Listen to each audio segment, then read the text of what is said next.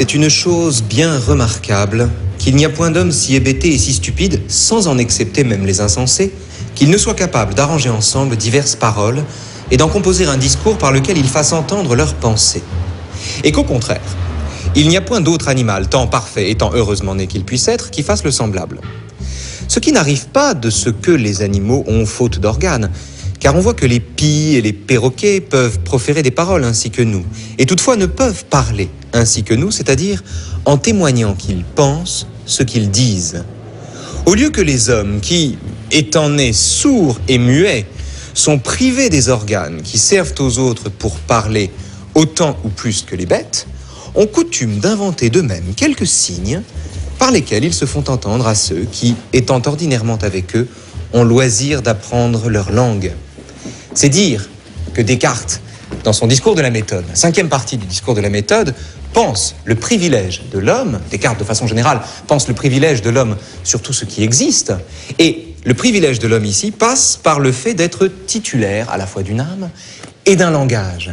Et c'est du langage qu'on va parler en partant de Descartes avec vous, Philippe Schlenker, qui êtes docteur en linguistique et en philosophie, directeur de recherche à l'École normale. On va parler du langage et partir d'une évidence, d'un lieu commun sur le langage, qui est la question de savoir si le langage, tout simplement, est, comme le dit Descartes, comme le laisse entendre Descartes, le propre de l'homme. Alors, bonjour. Le langage est le propre de l'homme si on a la bonne définition du langage. Et ce que montre le texte de Descartes, que vous avez cité, c'est que la définition n'est pas évidente, car il faut une définition du langage qui soit suffisamment large pour recouvrir toutes les langues humaines, et en particulier, non pas simplement les langues parlées, mais également les langues signées. Mais il ne faut pas que le concept de langage soit si large qu'il inclut tous les systèmes de communication.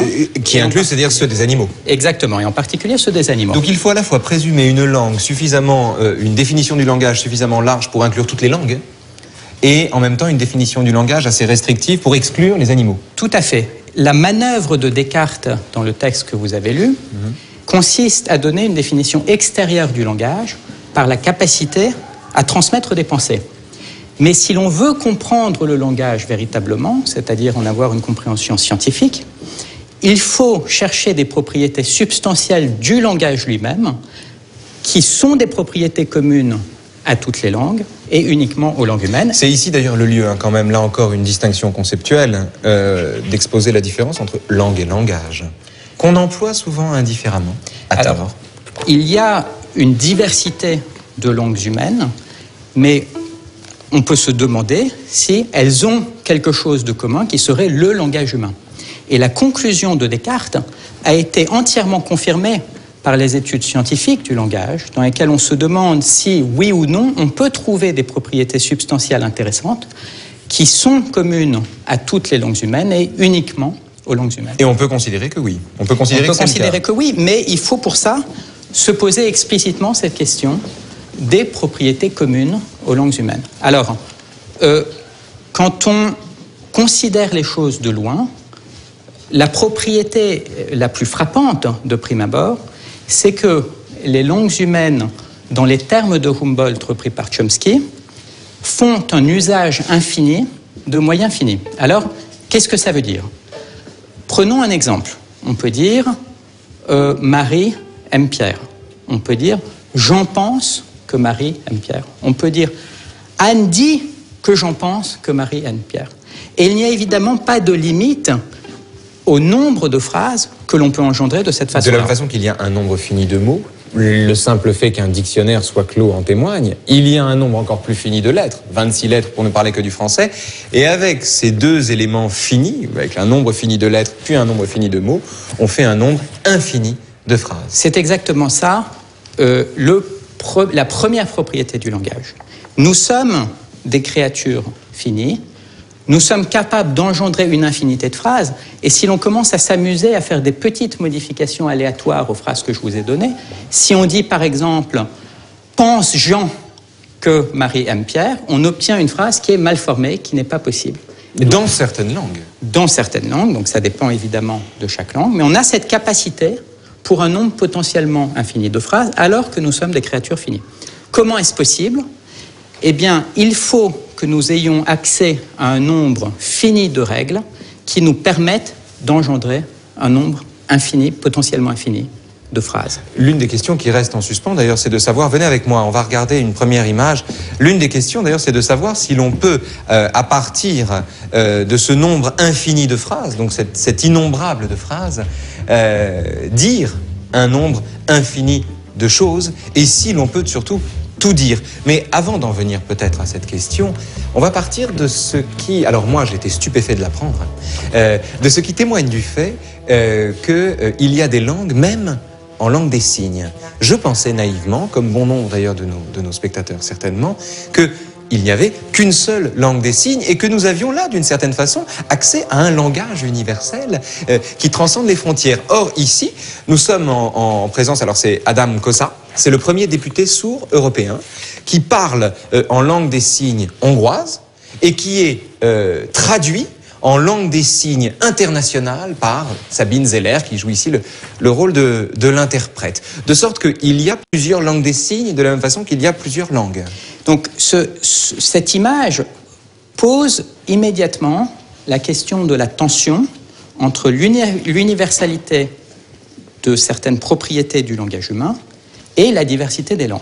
Donc, parmi les propriétés universelles du langage humain, on va par exemple citer le fait que toutes les langues ont des noms et des verbes, que toutes les langues forment des phrases qui ont une structure hiérarchique. Et qu'elles procèdent d'une intention qui consiste à traduire les pensées ou à désigner quelque chose. Absolument, ça aurait été la façon cartésienne de caractériser le langage, mais la façon interne, c'est de chercher des propriétés non triviales, substantielles, qui sont effectivement partagées, et donc on aurait cette propriété d'avoir des structures en forme d'arbre qui donnent la structure des phrases. Ce qui est intéressant, je vous regarde parler, pardonnez-moi, hein, mais je vous regarde parler, vous n'êtes pas muet, et pourtant, vous vous exprimez avec les mains également. Alors, il y aurait une signalétique de la langue des signes pour les non-muets. Hein. J'accompagne... Je suis moi-même, je tombe moi-même sous le coup de la remarque que je vous fais. Donc, ayant des tics de prof, j'accompagne mon discours de mes mains, mais ce qui se passe en langue des signes c'est un peu différent, est tout à fait différent. Et ce qui est intéressant, c'est de mettre la diversité immédiate des langues qu'offrent les langues des signes en regard de cette question de l'universalité des propriétés du langage. Donc, qu'est-ce qu'on voit ici? On voit Adam Kosa qui s'exprime en langue des signes hongroise, qui a une interprète qui, pour ce congrès, qui était un congrès tenu en Hongrie sur, en particulier, les droits des sourds, traduit en langue des signes internationale, et puis il y a également un interprète qui traduit tout ça en anglais. On observe d'ailleurs ici que les gestes, puisque donc tout ça est simultané, les gestes de madame ne sont pas exactement les mêmes que les siens. C'est-à-dire qu'on a ici une variation. Il y a à l'intérieur même de la langue des signes la question de la diversité des langues qui se pose à l'intérieur des langues parlées également. Et il se trouve que, au cours des années, est en train de se développer une langue des signes internationale, mais qui est différente de toutes les langues des signes. Une sorte d'espéranto de la langue des signes. Absolument. Vous savez que, vous vous souvenez de ce film ridicule, ce film de Patrice Lecomte? À un moment, l'un des personnages du film, c'est l'abbé de l'épée, qui donc est le premier à comprendre, l'un des premiers à comprendre que les sourds muets, indûment d'ailleurs, en tout cas les sourds, ne sont pas imbéciles, mais au contraire, on manque juste d'un moyen pour s'exprimer. Et l'un d'entre eux, à un moment, fait une phrase, et l'abbé de l'épée dit « c'est intraduisible, c'est un geste d'esprit ». Alors restons ici, non pas dans l'esprit, mais dans le cerveau. Venons-en au cerveau. On a ici une coupe transversale de cerveau qui permet de comparer les aires d'activation de l'hémisphère gauche du cerveau pour la langue des signes et pour les langues orales. Vous avez souhaité qu'on ait en miroir ces deux images.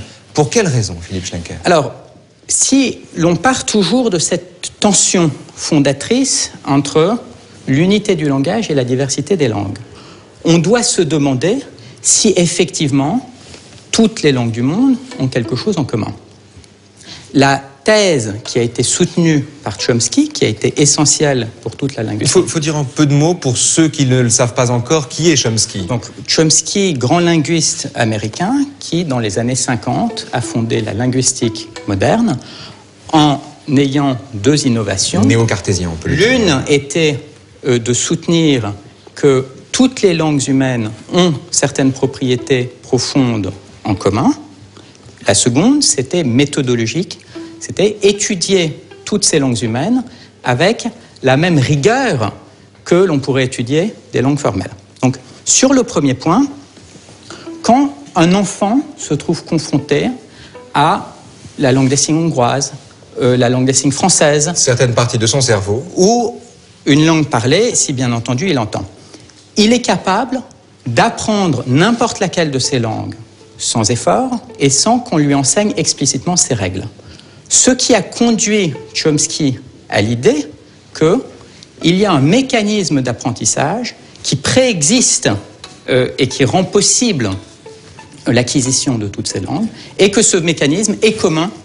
Que la pensée précède le langage. C'était l'idée pour Chomsky qu'il y a une grammaire universelle qui est commune à toutes les langues, qui rend l'apprentissage possible.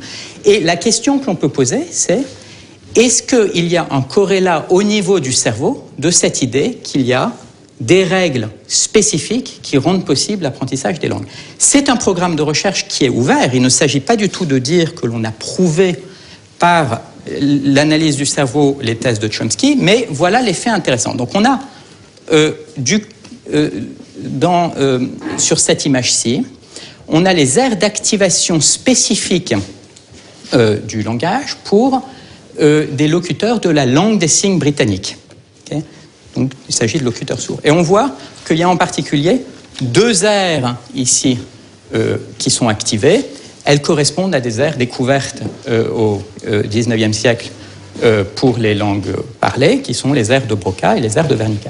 Et maintenant, ici, en revanche, on en a une qui est semblable, l'autre qui est un peu dissemblable. Donc on peut comparer. À quoi tient cette dissemblance? Est-ce qu'elle ne contredit pas la théorie de Chomsky par la physiologie, justement? Donc le premier point, bien entendu, très saillant, c'est la similarité qu'il peut y avoir entre cette aire-ci, cette aire-là, cette aire-ci, cette aire-là. Et on voit que tout n'est pas identique, parce qu'évidemment, personne ne soutient que les langues des signes et les langues orales soient absolument identiques. En particulier, on a sur l'image du cerveau des locuteurs de la langue des signes britannique des aires d'activation qui correspondent à des aires visuelles. Et évidemment, la question qui est maintenant la question d'actualité pour à la fois la linguistique et la psychologie contemporaine, c'est de se demander dans quelle mesure est-ce qu'on peut corréler ces informations sur les aires d'activation spécifiques du langage dans le cerveau avec toutes les propriétés que les linguistes attribuent à la grammaire universelle de Chomsky. L'ambition des linguistes qui serait, ou en tout cas de certains d'entre eux, peut-être la majorité d'entre eux d'ailleurs, qui serait d'établir une corrélation entre la pensée et les mots pour le dire, en somme.